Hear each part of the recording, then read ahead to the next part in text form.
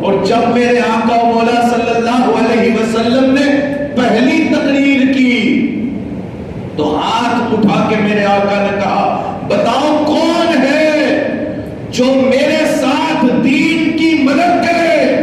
مکے کے بڑے بڑے سردار آئیں بائیں دیکھنے لگے، ادھر ادھر دیکھنے لگے، پر 9-10 برس کے ایک نوجوان لڑکے نے ہاتھ اٹھایا اور کہا یا رسول اللہ میں حاضر ہوں، میں حاضر ہوں۔ دنیا اسے علی کہتی ہے اور مجھے اسلام کی کوئی تاریخ ایسی بتا دو جہاں علی موجود نہ ہو۔ بدر میں بھی علی پہلے ہے، احد میں بھی علی پہلے ہیں، اور جب ہو گئی جنگ خندق کی کیا مسئلہ ہوا بھائی؟ مکے کا سردار 4-5 ہزار فوجیوں کو لے کے مدینے پہ حملہ کرنے کے لیے آیا۔ حضور پاک تاجدار مدینہ صلی اللہ علیہ وسلم نے صحابہ کو جمع کیا اور کہا کہ کفار آدھے راستے تک پہنچ چکے ہیں، کیا کیا جائے؟ ان میں سے پیارے صحابی حضرت سلمان فارسی کا مشورہ حضور کو پسند آیا۔ سبحان اللہ۔ سلمان فارسی بڑے عظیم صحابی ہیں۔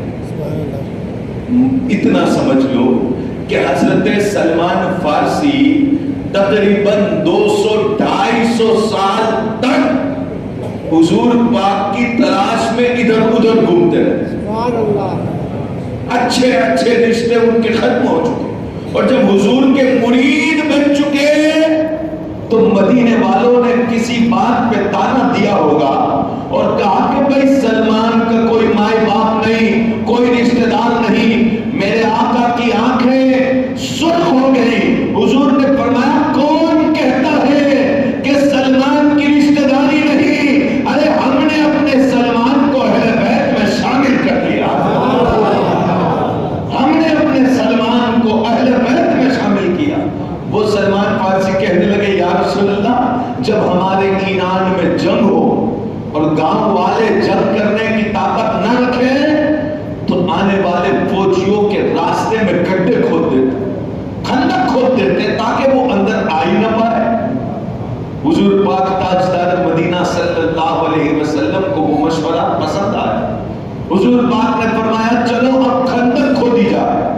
حضور نے ناپ کر ہر صحابی کو کام دیا، تم اتنا گڈھا کریں گے، تم اتنا گڈھا کریں گے، تم اتنا کریں گے، ہر کسی کو کام دیا، اور آخر میں میرے نبی نے اپنے لیے بھی کام رکھ لیا اور فرمانے لگے یہ کام میں کروں گا۔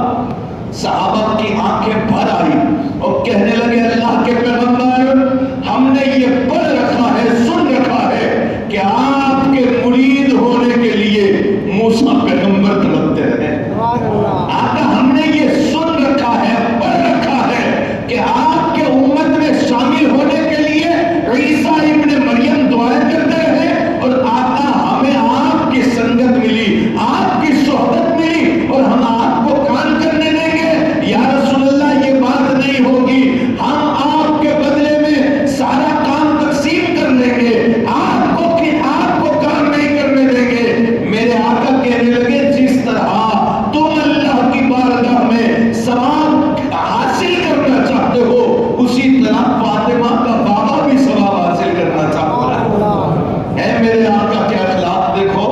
حضور پاک تاجدار مدینہ صلی اللہ علیہ وسلم کے صحابہ نے خندق کھود لی، لشکر آ گیا سامنے، صاحب 10 دن ہو گئے، مکے والوں کو مدینے میں داخلے کے لیے راستہ ہی نہیں ملا۔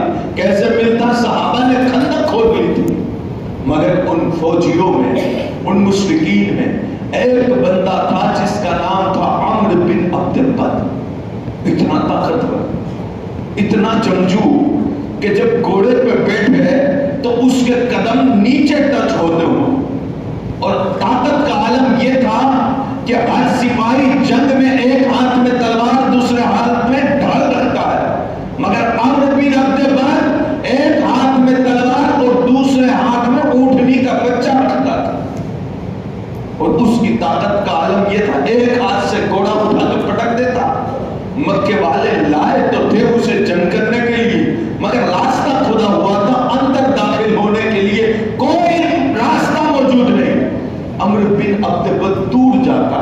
وہاں سے گھوڑے کو اینڈ لگاتا ہے اور اینڈ لگا کے جب گھوڑا دوڑاتا ہے دوڑا کر خندق عبور کر کے مدینہ منورہ کے اندر داخل ہو جاتا ہے۔ جب وہ اندر داخل ہونے لگا جس طرف منہ کرے اس طرف سے مسلمان فوجی بھاگنے لگے اور وہ ہنس کے کہنے لگا کون ہے جو میرا مقابلہ کرے؟ سپاہی آگے پیچھے ہونے لگے۔ وہ ہنس کے کہنے لگا اگر تم میں میرا مقابلہ نہیں کیا تو پھر تمہارے دین کا کیا ہوگا، تمہارے اسلام کا کیا ہوگا اور تمہارے پیغمبر کا کیا ہوگا؟ جب یہ جملے کہے تو پھر حیدر کرار جوش میں آ گئے۔ سبحان اللہ۔ وہ عرض گزار ہوئے یا رسول اللہ مجھے اجازت دی جائے تاکہ میں عمرو بن عبد بد کے مقابلے میں جاؤں۔ میرے آقا نے حضرت علی کے کاندھے پہ ہاتھ مار کے بٹھا دیا۔ وہ پھر چلانے لگے، پھر ایسا جملہ بولا مولا کائنات نے تلوار کھینچ لی یا رسول اللہ اجازت، مگر اجازت نہ ملی۔ پھر بٹھا دیا گیا۔ جب تیسری بار اس نے غضب کا جملہ بولا مولا کائنات کی آنکھوں میں آنسو اور کہا یا رسول اللہ جب میں 10 سال کا تھا تب وعدہ کیا کہ اسلام کے لیے پیغمبر اسلام کے لیے میں حاضر ہوں۔ آقا میں وہ نہیں پھیر سکتا، میں اس کے جملوں کو برداشت نہیں کر سکتا، اجازت دی جائے۔ آقا نے کہا علی سامنے عمرو بن عبد بد ہے، اور حیدر کرار نے کہا یا رسول اللہ میں اللہ رسول کا شعر ہوں، میں اللہ کا بھی شعر ہوں اس کے رسول کا بھی شعر ہوں، آقا مجھے اجازت دی جائے۔ تاریخ نے لکھا با اختلاف روایت میرے آقا نے اپنی دستار حضرت علی کے ماتھے پہ رکھی، اپنی سرہ اتار کے مولا علی کو پہنائی، اور جب میرے آقا نے نالین اتار کے کہا علی سے پہنو، حضرت علی کی آنکھیں بھر آئی۔ نبی نے ہاتھ اٹھا کے کہا اے اللہ میری دستار کی، میری سرہ کی، میری نالین کی حفاظت کرنا، حفاظت کرنا۔ مولا کائنات جب تلوار لے کے سامنے آئے عمرو بن عبد بد حضرت علی کو دیکھ کے مسکرانے لگا اور کہنے لگا کہ ابھی تو بچہ ہے۔ مولا علی نے کہا کہ کیا تو بوڑھا نہیں ہو گیا، تو ضعیف نہیں ہو چکا ہے، تجھے میں بچہ نظر آتا ہوں، عمر تو صحیح ہے۔ وہ کہنے لگا علی سن لے مجھے عرب کے لوگ عمرو بن عبد بد کہتے ہیں۔ مولا علی کہنے لگے یہ سن لے کہ مجھے اللہ بھی اپنا شعر کہتا ہے اور مدینے والے مصطفیٰ بھی اپنا شعر کہتا ہے۔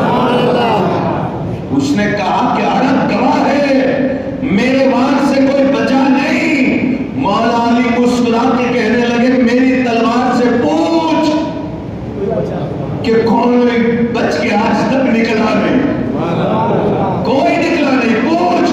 جب بات ہونے لگی تو حضرت علی شیر خدا کے سامنے اس نے تلوار لہرائی، حضرت علی پہ وار کی اور اتنا زور سے وار کیا کہ مولا علی نے اپنی ذوالفقار سے اسے روکا۔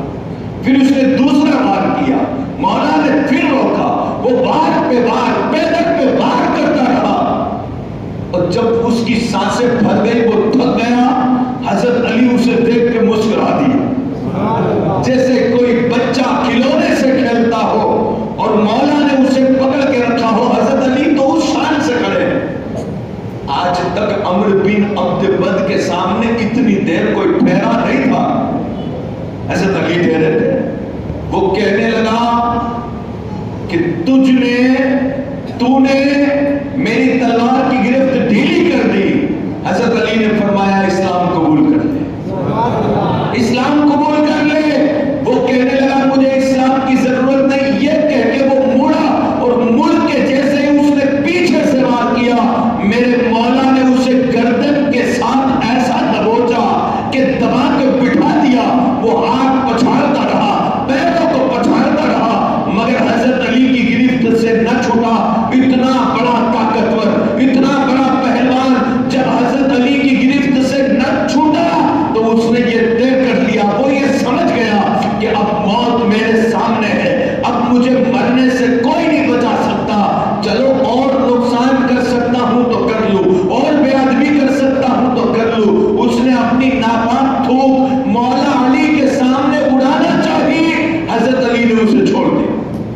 اور چھوڑ کے فرمایا چلا جا، چلا